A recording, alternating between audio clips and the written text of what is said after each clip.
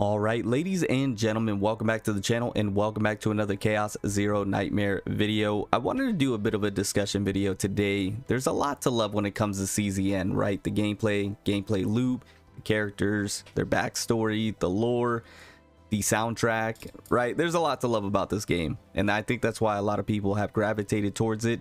I think that's why a lot of people have stuck with it, and that's why a lot of people have really been enjoying it. But I wanted to go ahead and highlight what I think is the best thing about Chaos Zero Nightmare. In my opinion, that is the 4 stars in this game. I think the 4 stars are absolutely fantastic. I mentioned this before. I noticed it when I was in the playtest that the 4 stars were performing incredibly well, and that stands to still be true at the official launch of this game. So I just wanted to go ahead and discuss that with you all, kind of get your thoughts and opinions on it as well. Let me know if you like these types of discussion videos. I would like to do more of them if you do. And another way to let me know if you do, just go ahead and drop a like on this video. Helps out the channel tremendously.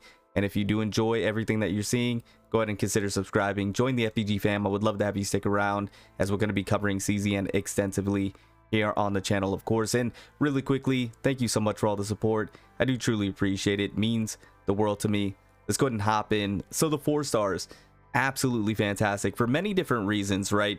I think one of the main reasons is because the 4 stars not only feel strong, but they're all fulfilling a specific role in the game, right? Each 4 star feels as if they fill a niche that they can only fill. And I can just go ahead and go through some examples at this time, starting with Mika, who I think is arguably the best character in the game. That is up for debate, and that is a topic for a different story. But I think Mika is incredibly strong, S-tier type of character, free to play. You get her just by playing the game. It is incredible, just that aspect alone, right, in of itself. But her being a healer, and a very good one at that, and an AP generator, and a very good one at that, Mika really is the only character that can do what she can do, and being very universal, meaning she can fit on any team and make that team much more comfortable to use. Mika is strong in that aspect, and once again, only a niche that Mika really fills, and that's why she fits on so many different teams. Moving over to another 4 star, just as an example, Tressa. I love Tressa. I feel as if I'm the #1 Tressa main. That's up for debate as well. Anyways, I digress. Tressa being a DOT monster, and really the only DOT monster in the game. And once again, another free-to-play character that you get just by playing the game as a 4 star. Tressa does insane amount of damage and insane amount of DOT. And if you get the right cards together, you put the right deck together, Tressa just becomes overwhelming with what she can do and how she goes about it. So I think Tressa is a fantastic 4 star, incredibly strong. You should definitely be building her up. I've done a video on her. You can check it out on the channel if you want. Just really good character, just in of herself. Another character that I wanted to talk about, another 4 star that I think is highly underrated, and that is my boy Lucas. Every card that he has essentially is AoE, so he's hitting multiple enemies. Great for farming, great for resource, runs, be able to clear mobs quickly. He is incredible in that aspect, and once again fills that niche of an AoE damage dealer with some debuffing capabilities. Very strong unit. I don't see enough people talking about him. I think he's really good. Another one that I did want to go ahead and highlight is Beryl. This little monster right here is an absolute nuker. Once again, another 4 star in the game, and one that has a card that, if I'm not mistaken, can like infinitely scale to do infinite amount of damage. She's a nuker. She's insane. She's incredible, and once again fills the niche of a nuker. So far, if we're just taking a look at what we have Mika, arguably the best support in the game. We have Tressa, arguably the best DOT damage dealer in the game. We have Lucas, an incredible AoE damage dealer with some debuffing capabilities. And then we have Beryl, who is a freaking nuker and can wipe enemies out, right? Those are the 4 stars that we have, that we just went over as examples, that fill specific niche roles and fill those specific niche roles very well. We can continue. Maribel, a 4 star absolute tank, an incredible tank, 4 star that can provide you hundreds of shields, as well as be able to counterattack off of that. Really strong, and we all know how strong shields are in this game, especially towards end game. It's very valuable.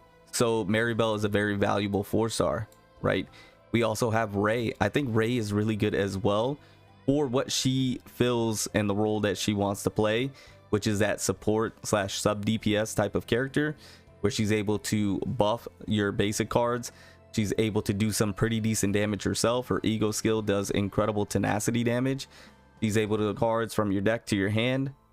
She's really, really good for what she wants to do. Another one, Cassius. We could just keep going down the line, right? Cassius being the only character that can really provide the amount of cards that he can provide. He has a very cool questing mechanic.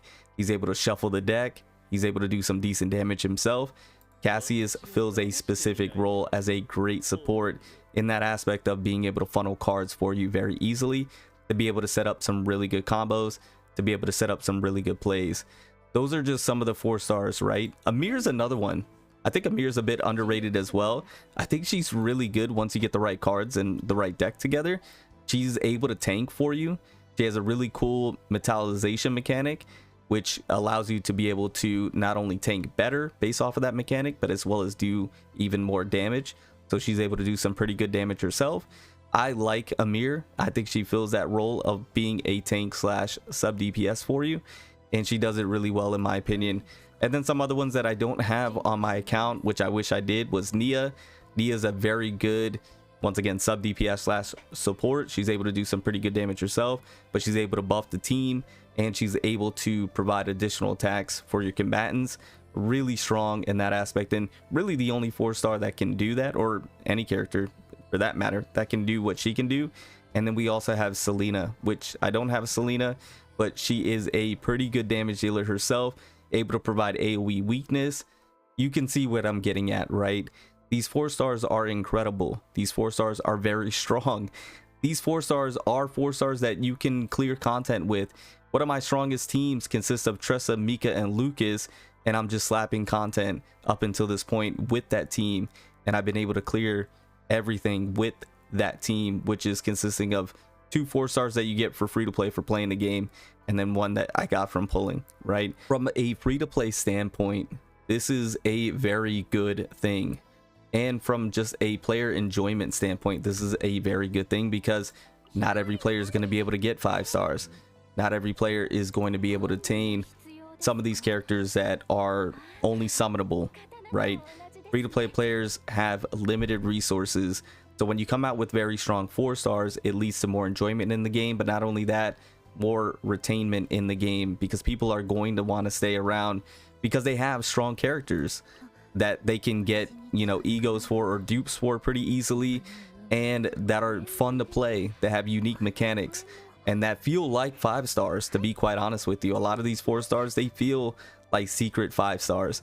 But the thing is I hope they continue doing this, the CZN devs. I hope they continue with the making of 4 stars. A lot of times with gacha games, they tend to stray away as the game progresses and gets older. They start to stray away from creating more 4 stars, and they only focus on 5 stars.